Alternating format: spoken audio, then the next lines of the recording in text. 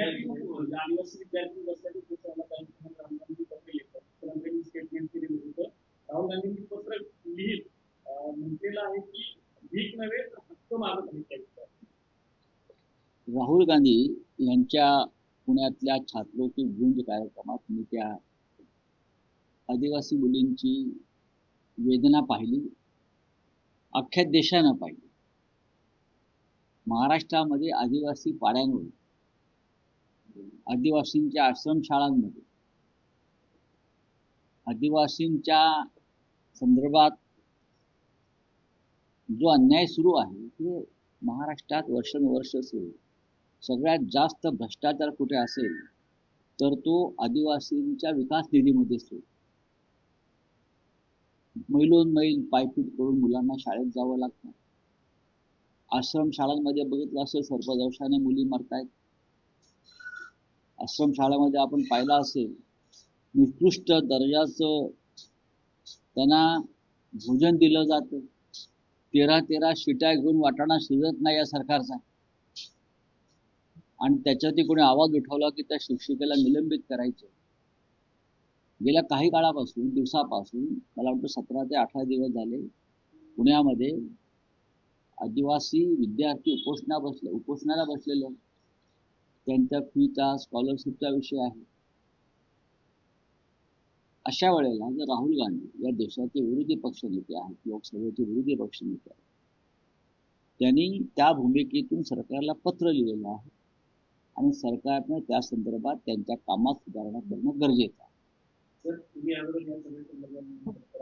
होय.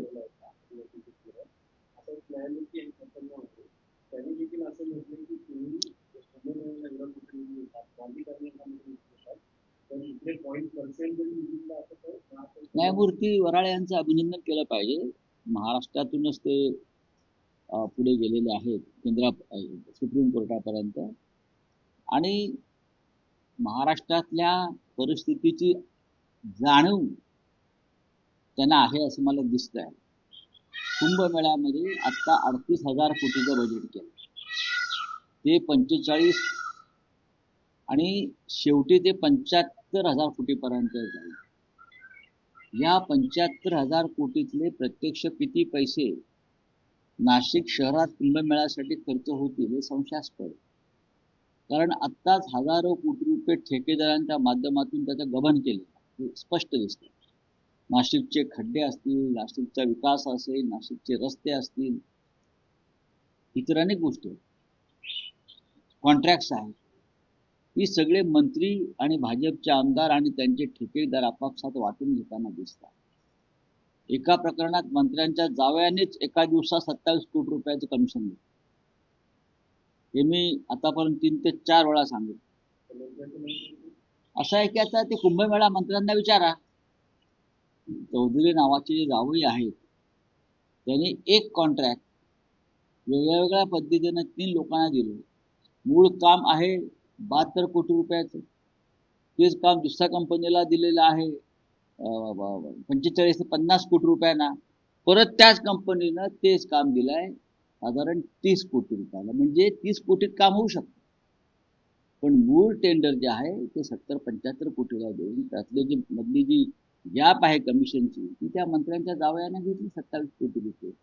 हे अशा प्रकारे जर काम होणार असेल, कुंभमेळ्यामध्ये जनतेच्या पैशाचा अपव्यय होणार असेल, जस्टिस प्रसन्न वराळेजी सांगतायत यातला 1% जरी खर्च झाला असता शालेय शिक्षणावर, शाळांवर, तर चांगल्या पद्धतीनं मराठी शाळा उभ्या राहिल्या असत्या, आदिवासी पाड्यांवरती शाळा उभ्या राहिल्या असत्या, विहिरी उभ्या राहिल्या असत्या, रुग्णालय उभी राहिली असते.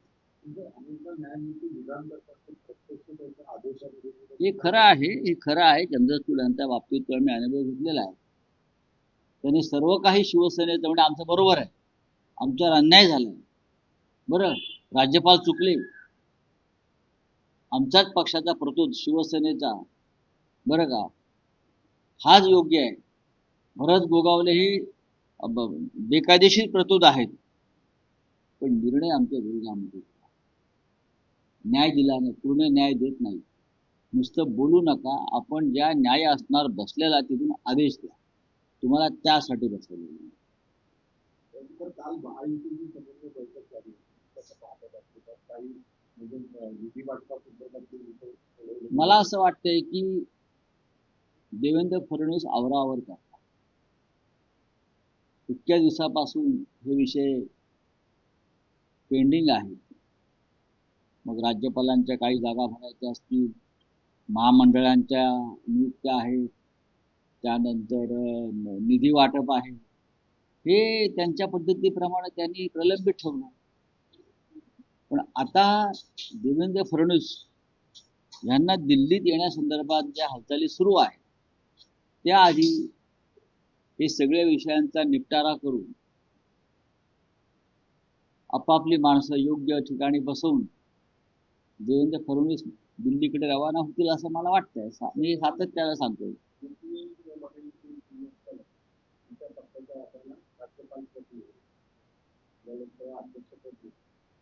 त्या पद्धतीने सरकारच्या महाराष्ट्रातील दोन्हीच्या घटक इतर लाभ नाही, पण मला असं कोणीतरी सांगितलं की त्यांना 4 देशांतलं हाय कमिशनर पद मिळतं, अँबॅसेडर. म्हणजे ते 4 देशामध्ये राज्यपाल पद मिळणार नाहीच त्यांना, पण हाय कमिशनर म्हणून, राजदूत म्हणून त्यांच्या पक्षाला 4 जागा देतात. मोठा पक्ष आहे, एवढा सुशिक्षित लोकांचा पक्ष आहे. अगदी प्रेसिडेंट ट्रम्पपर्यंत त्यांचं वजन आहे. ट्रम्प त्यांना घाबरतो, आमचाही पक्ष फोडतील म्हणून. त्याच्यामुळे त्यांना, त्यांच्या पक्षाला, शिंदे गटाला 4 राजदूत पद, राज्यपालला राजदूत पद. त्यांचे सगळे पैसे परदेशात आहेत ना, त्याच्यामुळे ते पैसे सांभाळण्यासाठी, प्रॉपर्टी परदेशातला सांभाळण्यासाठी त्यांना राज्यपाल नको, त्यांना राजदूत पद आहे. अजित पवार गटाला 2 राजदूत पद वगैरे देतील. ते दिलदार लोक आहेत दिल्लीमध्ये बसलेले फार सध्या.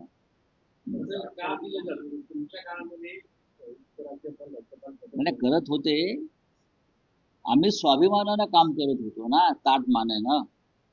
हे गुलाम आहेत, हे लाचार आहेत. यांचे पक्षच अमित शहानी स्थापन केलेले आहेत ना. आमचा पक्ष बाळासाहेब ठाकरेंचा पक्ष आहे.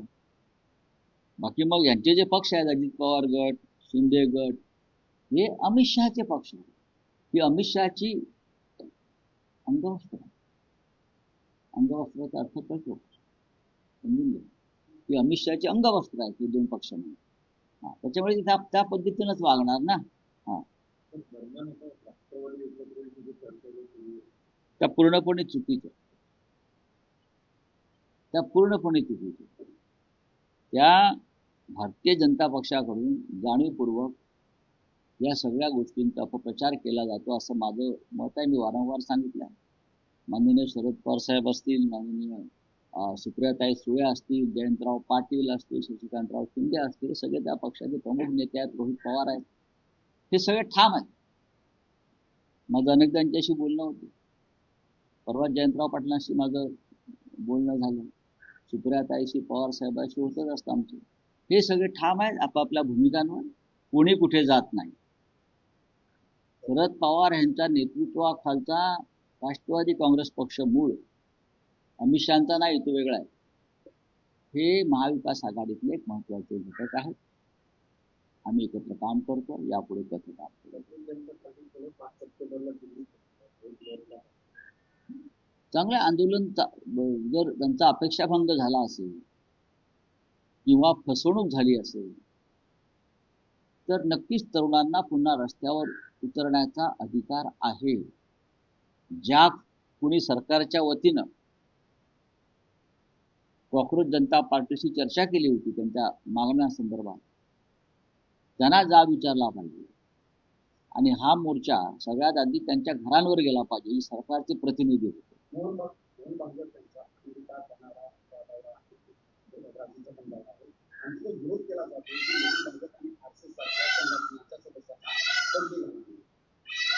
नाही, तर त्याच्यावरती सरकारने भूमिका घेतली पाहिजे. एका बाजूला तुम्ही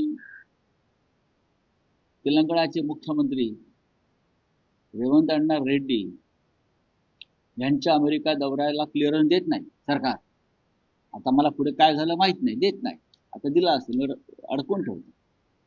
आणि त्याच वेळेला मोहनराव भागवतांना तुम्ही क्लिअरन्स देताय.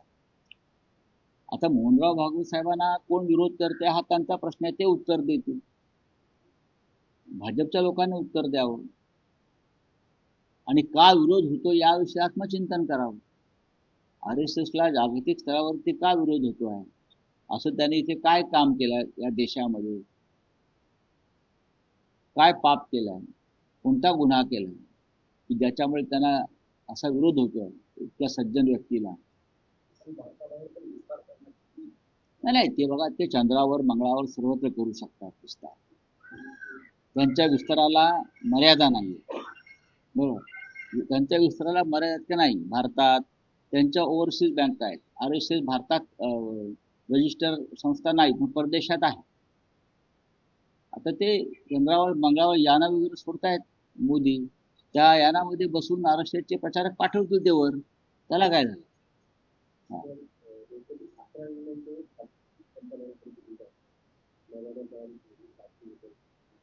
बरं, सरकार चालवू शकत नाही ना, सरकारने खर्च करायचा आणि मग खाजगी कंपन्यांना विकायचं. या कंपन्या त्यांच्याच नातेवाईकांच्या आहेत, गौतम अडाणींच्या आहेत. आणि नवीन नवीन विमानं बांधायची आणि खाजगी लोकांना संपत्ती विकून टाकायची. जनतेची संपत्ती, पब्लिक प्रॉपर्टी, अशा तऱ्हेने त्याचा विनियोग करणं हा देशद्रोह आहे. या लोकांना कळत नाहीये. त्यांना वाटतं हीच राष्ट्रभक्ती आहे. देश विकणं ही त्यांच्यासाठी राष्ट्रभक्ती आहे. कशा करता मग विमानतळ बनवून तुम्ही चालवता. वाराणसीचं विमानतळ, ज्या भागाचं प्रतिनिधित्व संसदेमध्ये मोदी करताय, ते जर तुम्हाला चालवता येत नसेल आणि त्यासाठी तुम्ही एखादा बाहेरचा माणूस उद्योगपती आणताय, हे मोदींचं अपयश आहे, सरकारचं अपयश आहे. निदान काशीचं विमानतळ तरी सरकारने चालवावं.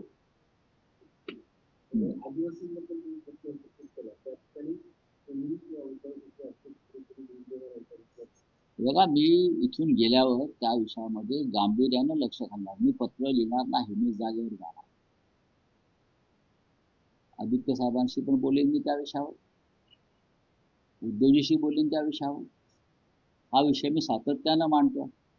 आता 8 दिवसापूर्वीच मी संपूर्ण बारामतीपर्यंत, हडसर ते बारामतीच्या दरम्यान अनेक अशा प्रकारच्या संस्थांना भेटी दिल्या मी.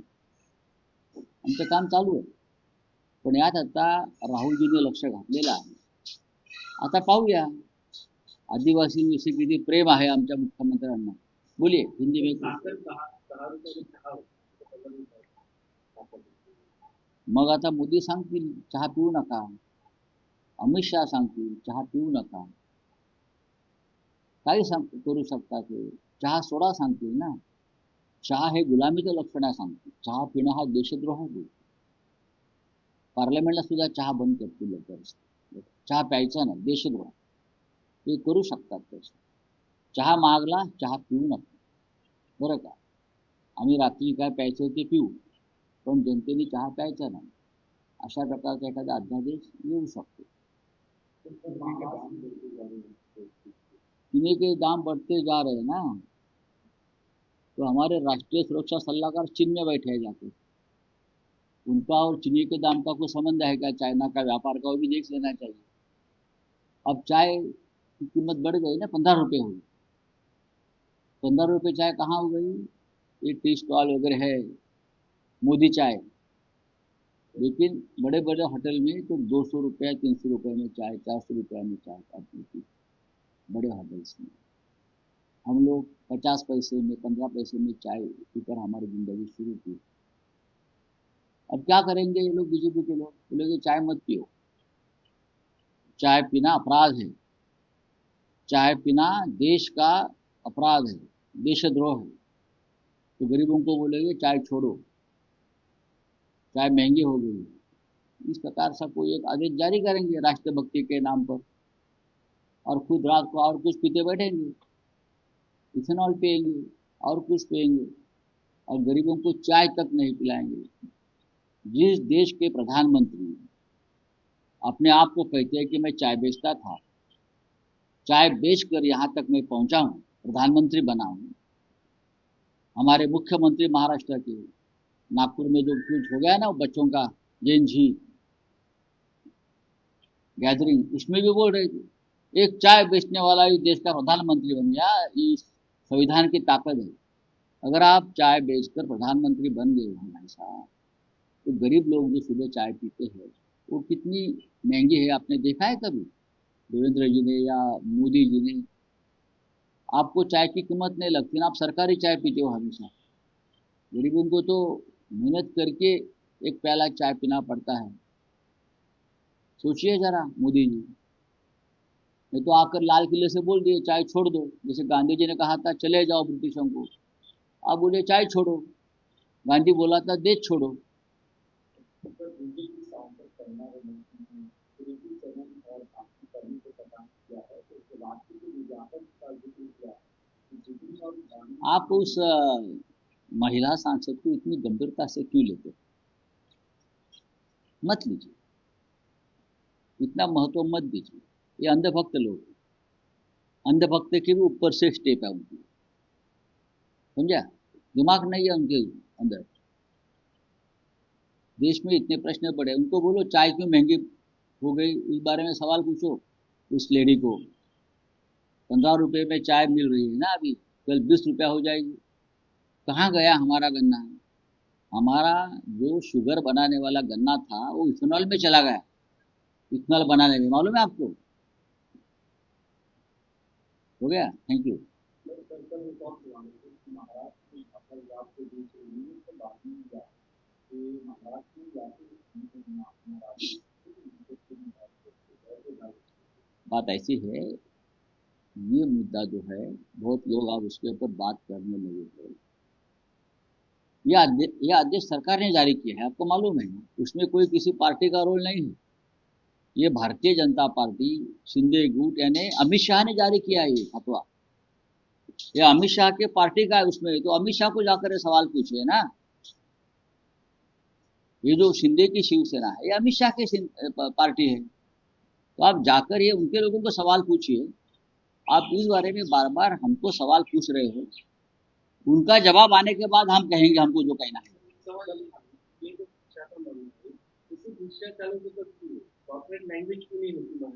होनी चाहिए, होनी चाहिए। सुप्रीम कोर्ट की भाषा भी हिंदी होनी चाहिए ना। क्योंकि राष्ट्र भाषा का अगर बात आती है या स्थानिक भाषा की बात आती है तो संविधान में जो हमें अधिकार दिया है उसका इस्तेमाल होना चाहिए। बात ऐसी है, अगर महाराष्ट्र में हो या बंगाल में हो तो वहाँ की जो कॉरपोरेट की भाषा है वो भी स्थानिक भाषा होनी चाहिए। यही बात कह रहे हैं ना, इसमें गलत क्या? देश की भाषा एक होनी चाहिए, हिंदी। अंग्रेजी अगर गुलामी का लक्षण है तो हिंदी में बात होनी चाहिए। सुप्रीम कोर्ट से लेकर यहाँ जो ब्यूरोक्राट बैठे हैं उनको बोले हिंदी में लिखिए पढ़िए, जवाब दीजिए हिंदी में। किसने रोका है?